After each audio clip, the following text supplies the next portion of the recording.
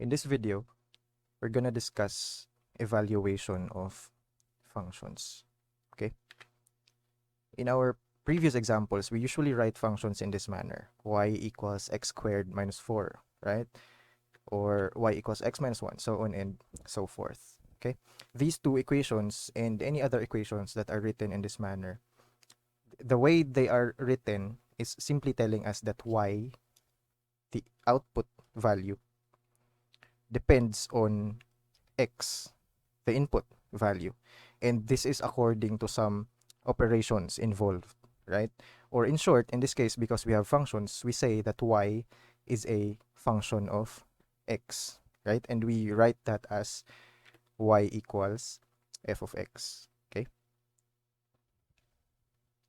F and x here, okay, these two forming a certain notation or expression, it does not mean that we multiply f by x. Okay, again, this notation or expression, this does not mean that we multiply f by x. Okay, as a whole, f of x is just a notation or representation, right? It's telling us that we have a function in terms of x. Okay, and since it's just a representation, then it can be any other letter. Okay, talking about f here. So we can have functions in the form g of x. So y equals g of x, or y equals h of x, so on and so forth, right? Now, since y is equal to f of x, then we can write functions as f of x equals x squared minus 4, right? Or again, since we can also use any other letter, so we say g of x equals x minus 1, okay? And this is what we call the function notation, okay? This is now a convenient way of writing functions because this emphasizes the fact that we are dealing with a function and not just any equation, right? Because if you can still recall from our previous discussion, we can actually have equations that are not considered functions, okay? So if we write functions in this manner, like this one and this one, then we can immediately say that we are dealing with a function, okay? And this also generates a convenient way of evaluating functions. So let's talk about evaluation of functions, okay? Basically, it's just substitution and simplification, okay? And again, it would be more convenient if we use the function notation, okay? So for instance, if we have y equals x squared minus 4x minus 3, in function notation, that would be f of x equals x squared minus 4x minus 3, right? Then x here, I mean all of the x's that you can see in the function, okay, be it on the left-hand side or on the right-hand side, x is actually just a placeholder, right? Therefore, we can replace x with, say, any other variable or any constant value or even another function in the case of composite functions, right? So say, for example, if we are asked to find the value of the function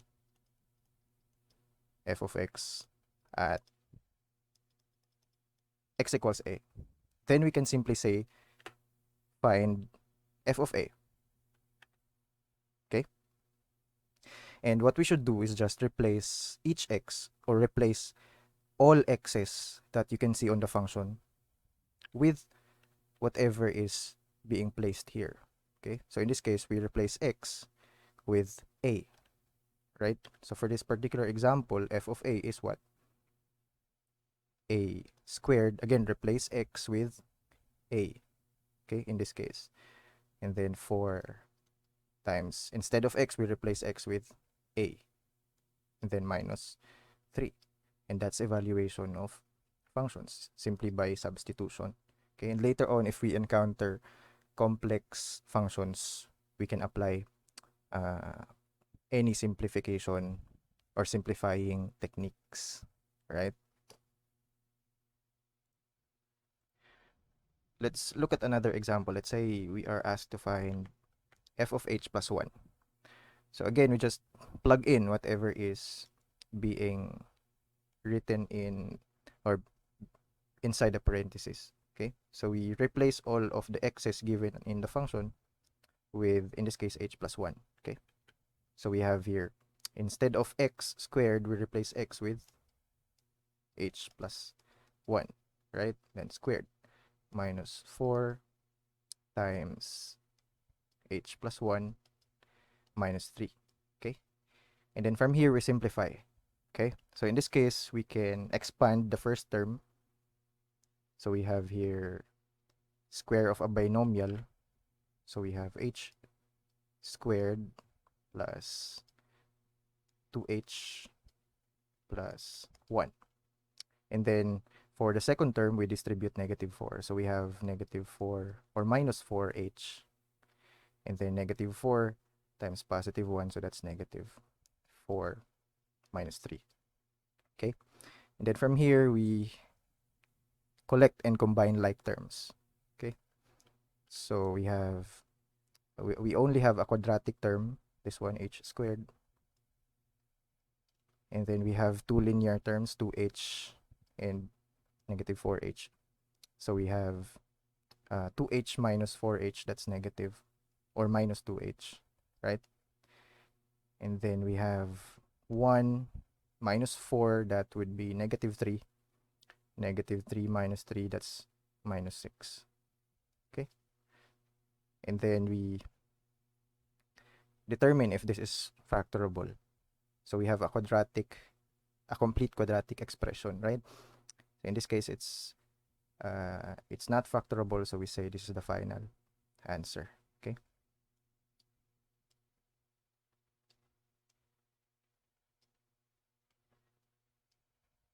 All right. Next, let's say we are asked to find f of b over b minus 1. So again, what we should do is replace all of the x's with b over b minus 1 in this case. So we have b divided by b minus 1. This is squared, right? And then minus 4 times b over b minus 1. Okay? And then minus 3. Next, we simplify. Okay, we start with the first term. So we have here quantity b over b minus 1. And this is raised to the power of 2. So we can distribute the power of 2 or the exponent 2. So this gives us what? In the numerator, we have b squared. In the denominator, we have b minus 1 squared, right? And then second term, we have negative 4 or minus 4 times the quantity b over b minus 1. So we just distribute, okay? So we say 4b over b minus 1 minus 3, okay? And then let me continue the solution here. So we have f of b all over b minus 1, right? Then from here, we simplify. We can start by taking the LCD of the three terms. So LCD in this case is what? B minus 1 squared. Okay, so b minus 1 squared divided by the denominator of the first term, which is b minus 1 squared. This gives us 1. 1 times the numerator of the first term, b squared. So that's b squared, right? And then minus, so we write here 4b times, again, b minus 1 squared divided by, in this case, the denominator of the second term, which is b minus 1. So this gives us a factor of b minus 1. So we multiply b minus 1 by 4b. So that would be 4b times b minus 1. Okay, just remember the principle of taking the LCD, combining several terms containing fractions using the LCD, right? And then last term, we have minus 3. this is actually 3 over 1, right? So we have b minus 1 squared, the LCD, divided by 1. This gives us b minus 1 squared. So we multiply b minus 1 squared by negative 3. Okay. So again, this is just combining terms with fractions using LCD. Okay. And then again, simplify further. So we have here, let me just rewrite the denominator. So we have b minus 1 squared. And then first term we have b squared. Second term, we distribute. So negative 4b squared, right? And then negative 4b times negative 1. So that's plus 4b. Okay. And then minus 3 times. Then we expand this one. This is square of a binomial. So we have b squared minus 2b plus 1. Okay. Then again, we collect and combine like terms. So let's combine the first two terms, b squared. They are similar terms, so we can combine them, right? So negative 3b squared. Okay. And then let's just write 4b as is. Okay. Then distribute negative 3. So that would be negative 3b squared. Negative 3 times negative 2b, so that's plus 6b, right? And then lastly, we have negative 3 times positive 1, so that's negative or minus 3. And this is all over b minus 1 squared, right? Then continue with combining like terms. So we have now two quadratic terms. This one, negative 3b squared, and another negative 3b squared. So that's negative 6b squared, right? And then for the linear terms, we have positive 4b, this one, and positive 6b. So together they are positive or plus 10b, right? And then we are only left with negative 3. So we just write negative 3. Okay. And this is all over b minus 1 squared. All right.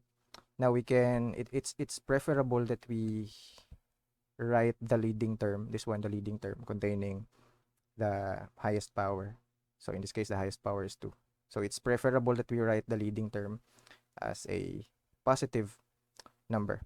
Okay. So what we can do is to factor out negative 1 for all the terms, of course. So we factor out negative 1 and we rewrite the whole expression on the numerator. So negative 6b squared will now be positive 6b squared, right? And then plus 10b will now become negative or minus 10b, right? And then lastly, minus 3, we can now write it as plus 3. Okay. And this is all over b minus 1 squared. And then we check if, in this case, we have, on the numerator, we have a quadratic expression, a complete quadratic expression in this case. So we check if this is factorable, okay? And then in this case, it's not factorable, so we say this is the final answer. So we write f of b divided by b minus 1, and then we box our final answer, okay? So this is now the final answer for this particular problem. All right. Now let's try to plug in some constant values. Okay, so for example, let's find f of 5. Okay, so we plug in 5, meaning we replace all x's with 5. Okay, so 5 squared minus 4 times 5 minus 3. Okay, and then we just evaluate. 5 squared is 25. 4 times 5 is 20 minus 3. Okay, and this gives us what? 25 minus 20, that's 5. 5 minus 3 is 2. So we say f of 5 is 2. Okay, how about f of negative 3? So f of negative 3, again, plug in negative 3 or replace all x's with negative 3. So we have here first term, negative 3 squared minus 4 times negative 3, and then minus 3. Okay, negative 3 squared, that would be positive 9, and then negative 4 times negative 3, that would be positive 12 minus 3. Okay, so we evaluate, we simplify. In this case, 9 plus 12, that's 21, minus 3, that's 18, right? So we say f of negative 3 is 18. Okay, next, let's say we are asked to find f of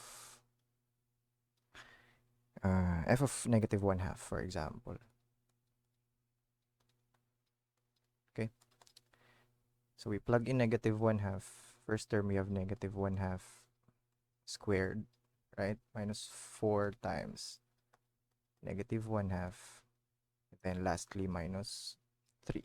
Okay, so evaluate negative 1/2 squared, or the quantity negative 1/2 squared, that would be positive 1/4 or 1/4, right? And then we have here negative 4 times negative 1/2, that would be positive 4 divided by 2, so that would be 2. Okay, and then minus 3, right? And then from here we combine all the terms, and since we have a fraction, then we take its LCD. So LCD in this case is 4, right? So 4 divided by 4, that would be 1. 1 times 1 is 1, plus, so here we express 2 as a fraction with a denominator of 4, right? So that's 8 divided by 4, right? Or we can use this operation. So 2 is actually 2 divided by 1. So we say 4 divided by the denominator of 2, which is 1. 4 divided by 1 is 4. And then the quotient, we multiply it to the numerator, in this case 2. So 4 divided by 1 is 4. 4 times 2 is 8. Okay. And then lastly, we have negative 3. So we just simply multiply, right? Or if we can go step by step, then we say 4 divided by the denominator of 3, which is 1. So 4 divided by 1 is 4. And then we multiply the quotient, which is 4, by the numerator, in this case 3. So 4 divided by 1 is 4. 4 times 3 is 12. So minus 12. Okay. So again, just review the principle of taking LCDs. All right. And then we simplify. Okay. So we have 1 plus 8. That's 9. Right. And then 9 minus 12 is negative 3. So we say negative 3/4. So we say f of negative 1/2 is negative 3/4. Okay. Okay. So let's have some more examples. Let's say we have g of x equals x minus 4 all over x plus 2. And then we are asked to find g of 3. Okay. So you can pause the video now. You can work on these examples on your own, and then later on we'll check. Okay. Now, if you're done, then let's check your answers. So we have g of 3.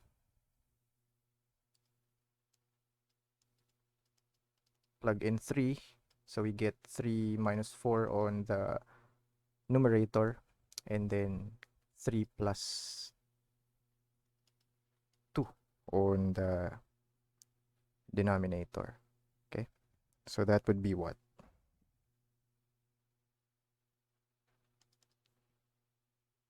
On the numerator, we have 3 minus 4, that's negative 1. And then on the denominator, we have 3 plus 2, that's 5. Right? So we can say g of 3 is negative 1/5 or negative 1 over 5. Okay, so that's the final answer.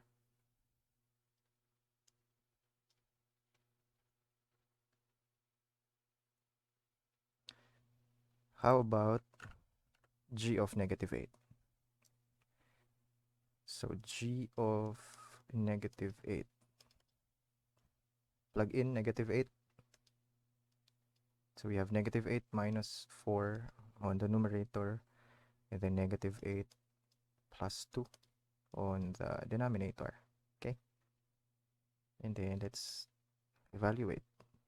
So we have negative 8 minus 4, that's negative 12, right? And then negative 8 plus 2, that would be negative 6. So we have a negative number on the numerator, we have a negative number in the denominator. So the result would be a positive number, right? And then 12 divided by 6, that would be 2. So we say positive 2. G of 8, or g of negative 8 is positive 2, right? Next, let's say we are asked to find g of 2/3. Okay, so again, you can pause the video and then we'll check your answer later on. All right, so g of 2/3.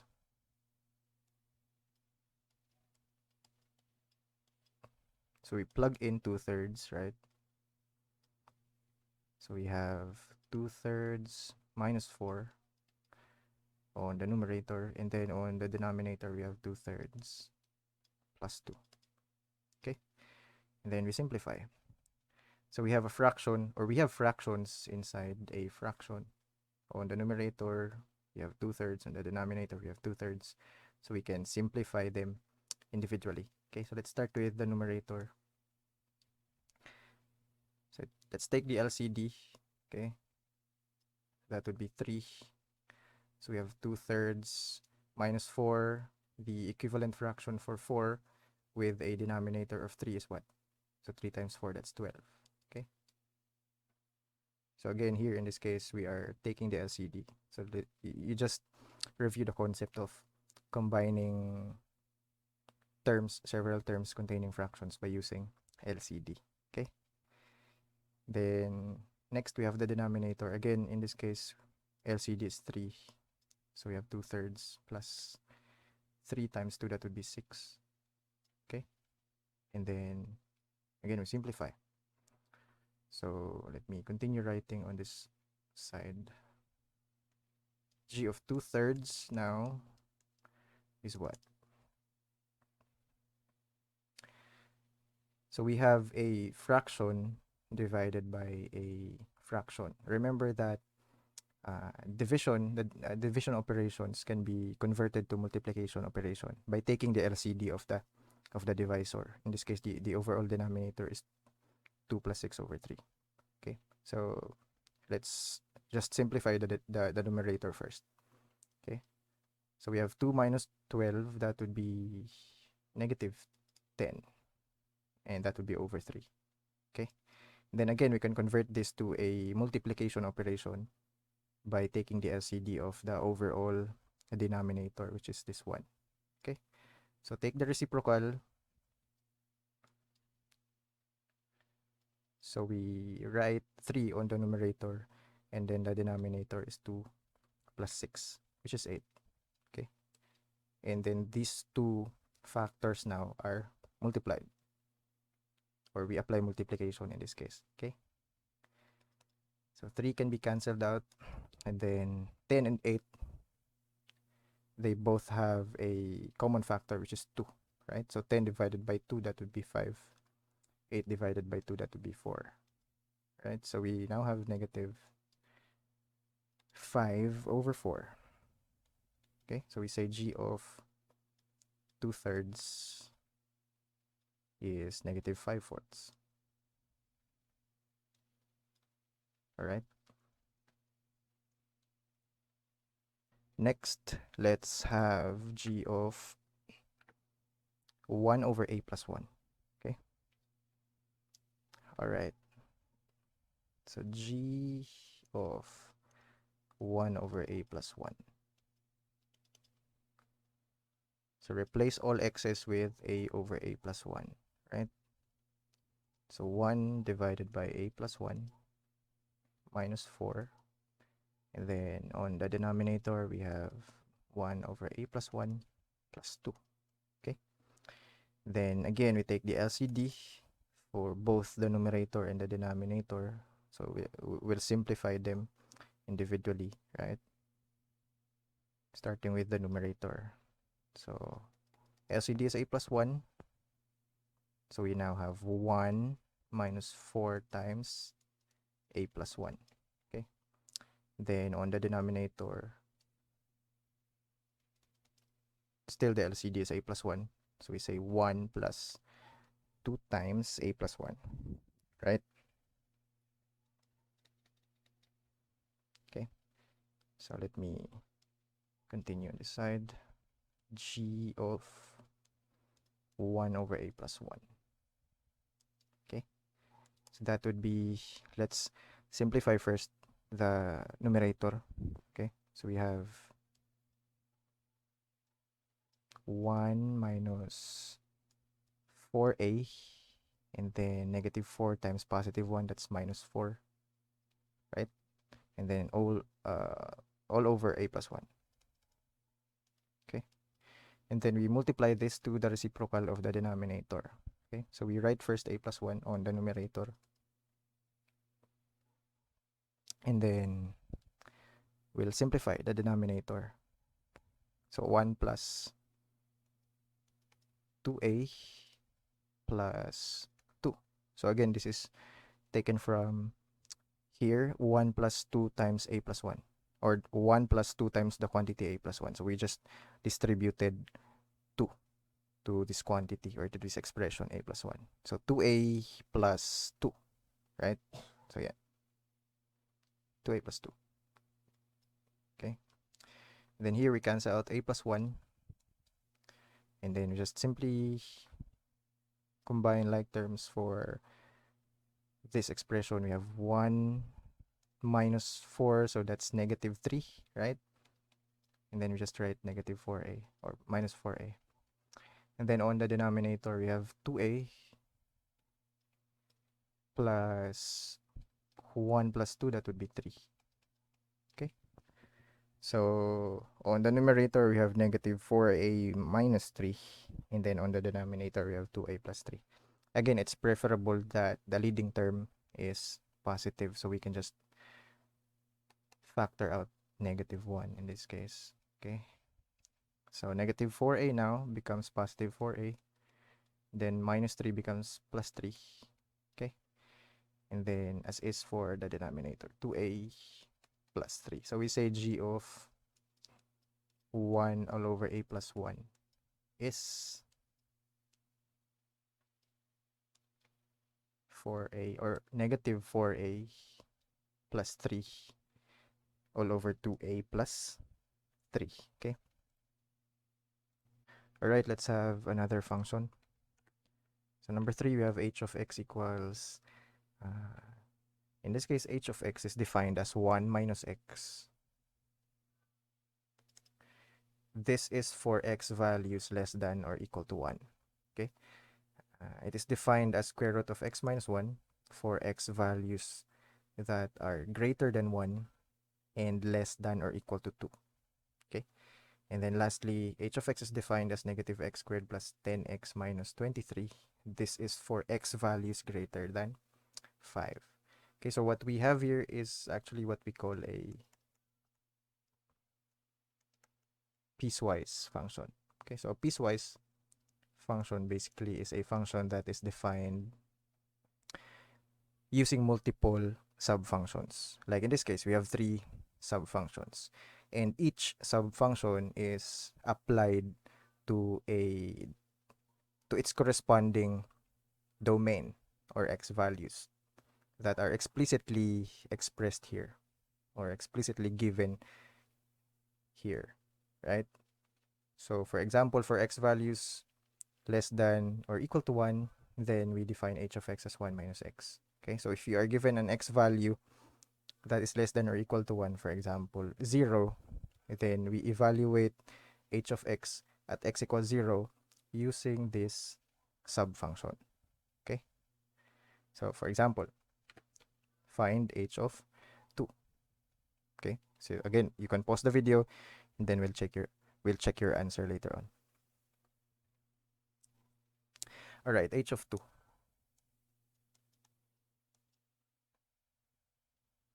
So we just determine which of these subfunctions or which of these intervals, if you will, contains x equals 2. So in this case, here we have x less than equal to 2, right? Therefore, x equals 2 is, or x equals 2 belongs to this interval or this group of x values or domain. Okay, so we evaluate h of x using this sub function. Okay, so square root of plug in 2, so 2 minus 1. Therefore, h of 2 is what? H of 2 is simply square root of 1, or that would be positive 1, right?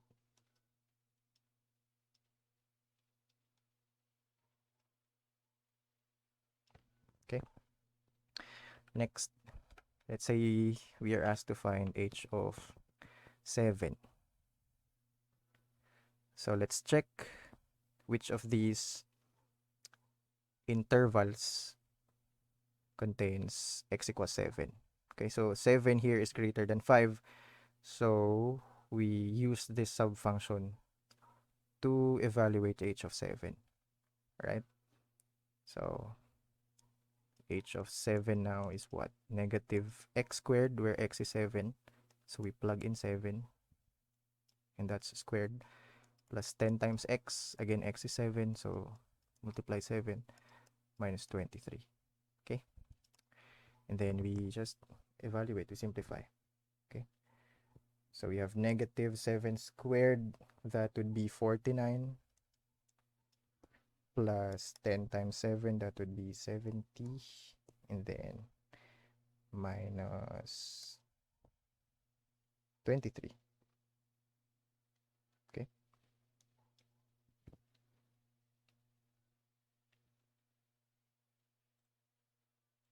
so negative 49 minus, negative 49 plus 70 is 21, or let me just write positive 21 directly.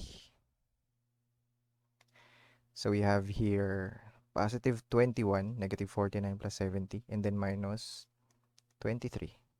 So that would be negative 2. Therefore, h of 7 is negative 2. Okay? Now, let's say we are asked to find h of 4. Okay? So let's check which of these intervals contains x equals 4. Let's say we check by using let's check through a number line, okay? And let's account for all the x values explicitly expressed here in the domains for each subfunction, okay? So we have, for example, let's say this is negative 1, 0, 1, 2, 3, 4, 5, and then 6. Okay. So first one, we have x less than or equal to 1. Okay, so from here, from 1, including 1, we go to the left side, going to negative infinity. So This means that all x values less than or equal to 1 are included in the domain. Okay. And then we have here x values that are greater than 1. So although in this case 1 is not included, it's already included in the previous interval. So here from 1 to positive 2. Okay. So from 1 here to positive 2 only, including positive 2 because of the equal sign. Okay. So these x values here. All right. And then we actually skip some x values, right? Because on the third subfunction, this is only defined for x values greater than 5, excluding 5, right? Because there's no equal sign. So from 5, and then going to the right, going to positive infinity. So these are the x values that are included, right? Therefore, we actually have x values that are not included in the domain, okay? So we say that the function is not defined for these x values, okay? And that includes 4, x equals 4. So this one, right? It's not included in our domain. Therefore, we say h of 4 or h of 4 is undefined, okay? So this is actually another case of undefined function values. Okay, remember we have undefined function values if we have a rational function where the numerator is any non-zero real number and the denominator is 0. That's an undefined function value, right? And this one is another case for undefined function values. Okay?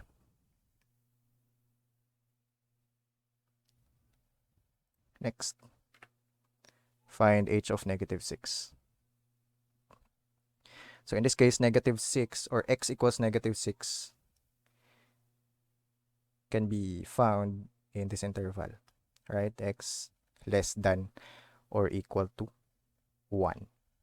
Okay, so we say h of negative 6, or we evaluate h of negative 6 using 1 minus x. Okay, so that would be 1 minus negative 6, right? So that would be 1, negative times negative, that's positive. So 1 plus 6, that's simply positive 7, right? So we say h of negative 6 is positive 7. All right.